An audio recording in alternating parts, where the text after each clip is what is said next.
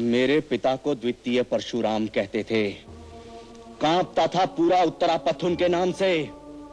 किसी राजा, किसी राज्य में इतना साहस नहीं था कि वो मेरे पिता के सामने सर उठा के बात कर सके। और आज क्या स्थिति है उसी परशुराम के पुत्र के राज्य में? क्या करते हैं आप लोग? मुझे आपसे ऐसी अपेक्षा नहीं थी सेनापति। आप मेरे विश्वस्त हैं। आप क्यों भूल जाते हैं कि आपके पिता के पराक्रम, शौर्य व पुण्यों के कारण ही आप आज मगध के सेनापति का पद विभूषित कर रहे हैं? आपके पिता मेरे पिता के विश्वास पात्र थे और आप मेरे।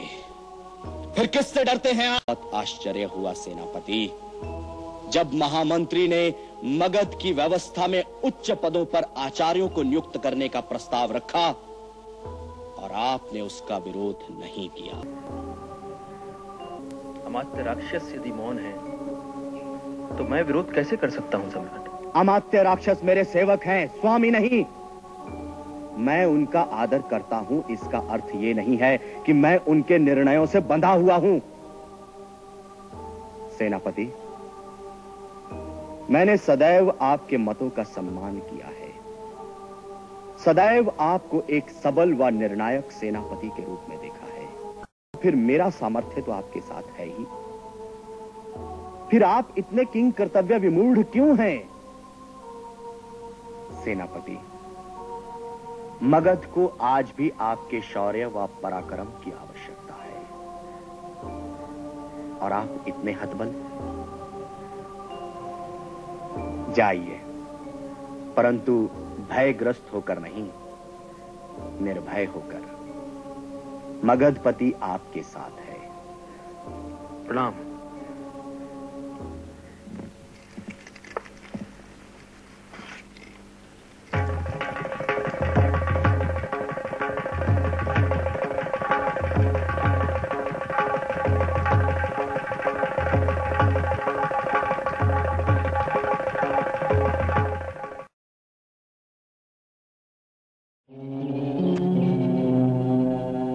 समझ गया सर, समझ गया।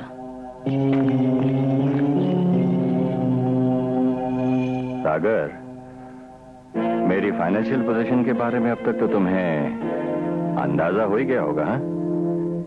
इसके बाद भी तुम्हें कुछ कहने सुनने की जरूरत है? मैं आपके बारे में समझ गया हूं, पर मेरे बारे में समझने के लिए आप 10 मिनट के लिए मेरे साथ चल सकते हैं?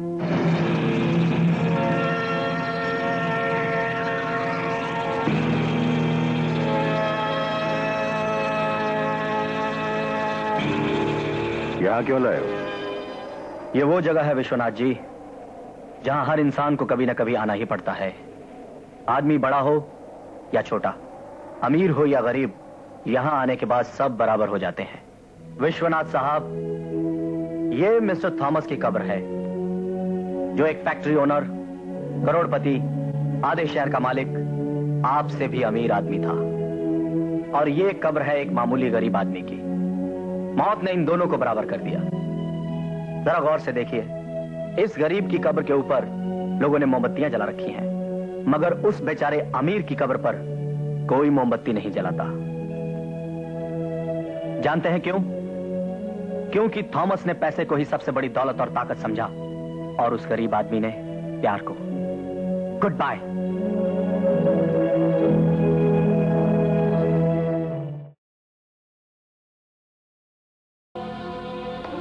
हाँ मैं भैया, हाँ मैं।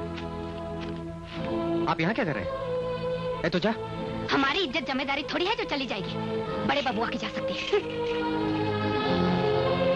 आप भीतर चल रहे हैं या बाहर जाइएगा? हाँ, हम आज पटना जा रहे हैं भैया। ठीक है। वो रजिया जाने का। रजिया तुम्हारी कौन लगती है? तेरी ब्याहता है, तेरी रखनी है। कौन लगती है तेरी? पत्नी और रखनी के सिवा भी रिश्ते होते हैं भैया। समझ लीजिए वो मेरे आत्मसम्मान का चिन्ह है। अपना साहित्य पटने में छोड़ के आया करो बबुआ, समझे? अब कब आओगे? पता नहीं। अपने ब्याह के दिन भी आना भूल मत जाना। अरे बीमार तो हमहू हैं, पर तू समझे तब ना। रजिया नहीं कहे। अरे मेरी जान, आज मैं तुमको छोड़ने वाला नहीं, आज तुम बच नहीं सके। ठाकर! ठाकर!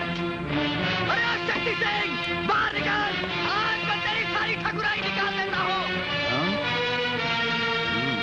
तूने मेरी रसिया की इज्जत पे हाथ डालना चाहा है, कसम खुदा की तुम्हें जिंदा नहीं छोड़ूंगा। माँ का दूध पिया तो बाहर निकल। अरे औरत पे क्या जोर दिखाता है, मर्द का बच्चा है तो आ, मुझसे बात कर। अरे चूड़ियां पहन ली क्या?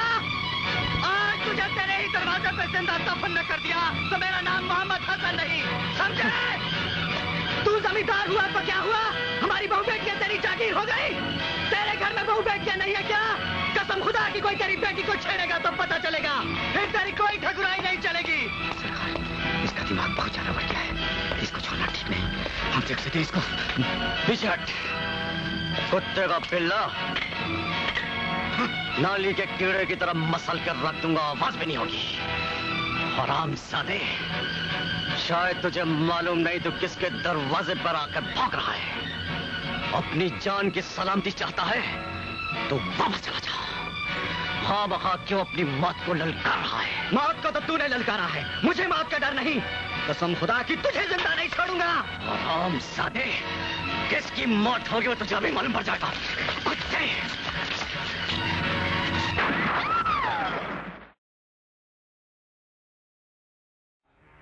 कि आइंदा अगर उसने मेरी बेटी से मिलने की कोशिश की तो मैं खुद उसकी टांगें तोड़ दूंगा। तुम अपनी बेटी राधा को संभाल कर रखना। बाबूजी, मैं शादी करूंगा तो सिर्फ राधा से। लेकिन बेटा, हीरा को ये रिश्ता मंजूर नहीं है। अपने आपसी झगड़ों में बाबूजी को मेरे प्यार की कुर्बानी देने का कोई हक नहीं है माँ। दूध के दांत भी नहीं टूटे और जबान चलने लगी।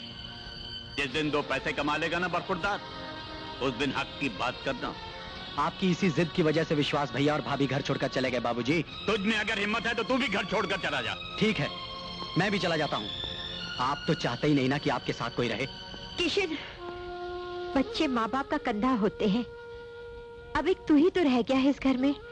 मत जा बेटे। मत रोको इसे सावित्री। फिजा में पत्तियों को जाने से रोका नहीं जाता। इसे भी जाने दो, ये सब बहारों के मेहमान हैं। मगर एक बात याद रखना बेटे, पत्तियों के भरोसे पेड़ जिंदा नहीं रहता, पेड़ के भरोसे पत्तियां जिंदा रहती हैं। जाओ बरखुरदार जाओ।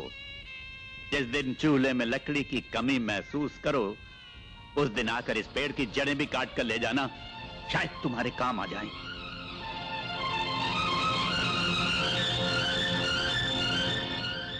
अदालत बर्खास्त।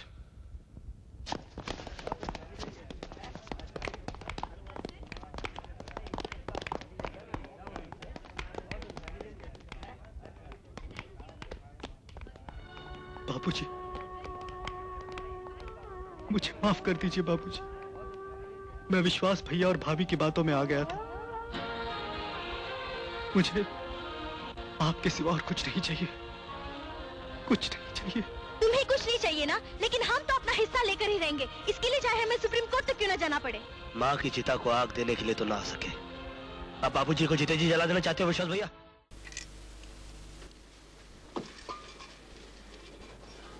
महामंत्री, कल और आज में बहुत अंतर है महामंत्री।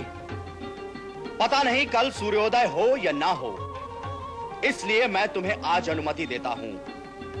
संभवतः कल तुम्हारे पास अधिकार ना हो, अनुमति ना हो, इसलिए तुम जो पूछना चाहते हो आज ही पूछ लो। और यदि तुम में अकेले पूछने का साहस ना हो तो मंत्री परिषद को यहीं बुला लो। किंतु तुम्हारे हर प्रश्न का एक ही उत्तर होगा कि नंद वंश तुम्हारी दया पर नहीं पल रहा है। उसके पास सामर्थ्य था, सामर्थ्य है। तुम्हारे सामर्थ्य और बुद्धि की उसे कभी आवश्यकता नहीं थी। अमात्य, महामंत्री को शिष्टता सिखाइए और इन्हें अपनी मर्यादा का भान कराइए। ले जाइए इन्हें।